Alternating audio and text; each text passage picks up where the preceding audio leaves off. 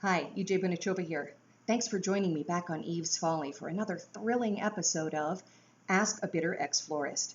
Today I am going to try to answer that age-old question, the one that's plagued mankind for hundreds, maybe thousands of years. In fact, archaeologists recently discovered, inscribed on a small stone tablet in the ruins of an ancient Roman marketplace, the immortal words, Carum amorum exqui construit floribus, quare mea damnati flores cito morte, which, as I'm sure we all know, translates to, Dear bitter ex-person who designs florally, for what reason do my damned flowers so quickly die? What reason indeed? Okay, let's try to see the bigger picture here, and I know this is hard. But the thing is, we're all going to die. You, me, your cat, my dad, your flowers. It's just going to happen. So how about we get some therapy, get back together in a few years and talk about this then. Now, in the meantime, I will try to look at some of the challenges our dear fragile flowers are facing. It's helpful to think of flowers not so much as living things you are trying to keep alive, but more as corpses that you're trying to keep from decomposing too quickly. Flowers are essentially zombies. They're dead the moment they're cut from the plant.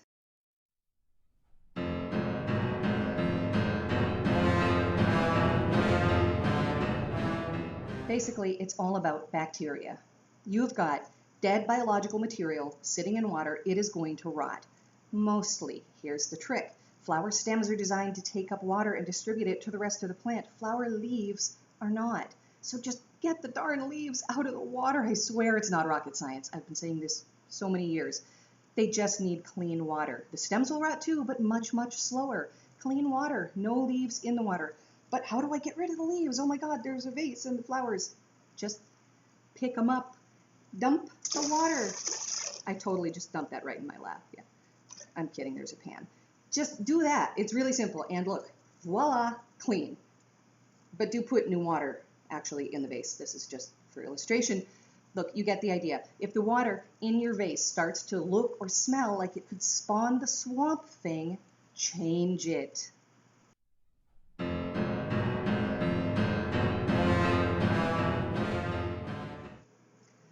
I don't have the heart to let flowers and stems and leaves sit in water and rot. So I'm going to do a little demo for you here, okay? Start with some clean water, right? Add some crushed up bits of leaf. There we go. Maybe some spices. Put them in there. A pinch of brown sugar or two. Let's try that. Maybe a little bit of dish soap. Let's do that there. And for a finishing touch, probably a nice little piece of cat poop. Yeah, I'm kidding. It's chocolate. I hope. Anyway, you stir it up, stir it up, stir it up. Voila. If your water looks like this, you have a serious problem. Your flowers are dead.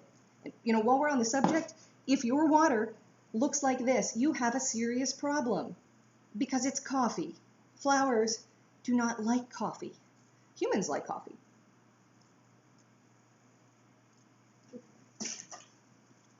I totally just spat that on my couch. I'm kidding, the pan is still there. And don't try this at home. I mean, I probably just absorbed like a lethal dose of pesticides and mold spores, so yeah, don't do it. You get the idea. Clean water, not brain surgery. Let's move on to the flower of the day. Apropos to this discussion of death and decay, the flower of the day is the calla lily. The white ones are a traditional funeral flower, and they're a flower that decomposes in the most disgusting way. They basically turn to snot. Yeah, just gooey globs of dripping phlegm.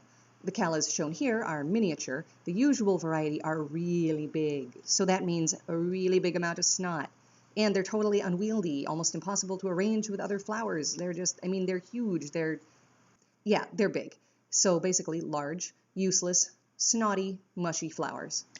And that concludes this episode of Ask a Bitter Ex-Florist. There are a couple other tips like using floral preservative and recutting the stems, but that's for another episode. Join me again soon. We'll talk about some more things and ask your own questions here in the comments or over on Twitter. I promise to answer in my usual delicate, sensitive, and considerate fashion. Have a fine day.